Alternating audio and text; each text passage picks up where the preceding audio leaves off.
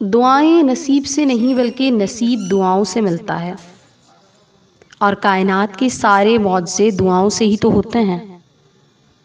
اس یقین کے ساتھ مانگو کہ وہ ضرور دے گا، اور پھر دیکھو وہ تمہیں اتنا عطا کرے گا کہ تم گنتی تک بھول جاؤ گے۔ جب بھی اداس ہونے لگو تو خود کو یہ یاد دلواؤ کہ جس نے مشکل دی ہے اس نے مدد کا وعدہ کر رکھا ہے۔ وہ تمہارے ہاتھوں کو تب تک خالی نہیں کرتا جب تک وہ انہیں اور بہتر چیز سے بھرنے کا ارادہ نہیں کر دیتا۔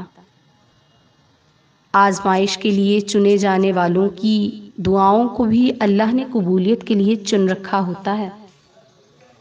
یقین رکھیں، اللہ بہتر نہیں بلکہ بہترین نوازنے والا ہے، اور اسی کی ذات سے ہم سب کچھ مانگتے ہیں کیونکہ وہی دے سکتا ہے۔ بس نا امیدی کا راستہ اختیار نہ کیجیے گا، کیونکہ جب آپ نا امیدی کا راستہ اختیار کر لیتے ہیں تو پھر آپ اللہ پر یقین نہیں رکھتے، اور جب آپ اللہ پر یقین ہی نہیں رکھیں گے تو وہ کیسے آپ کے لیے وسائل پیدا کرے گا؟ اور بے شک وہی سب کچھ دینے والا ہے، اسی کی ذات یقین کے لائق ہے۔ بھروسہ رکھیں، بہترین ہوگا۔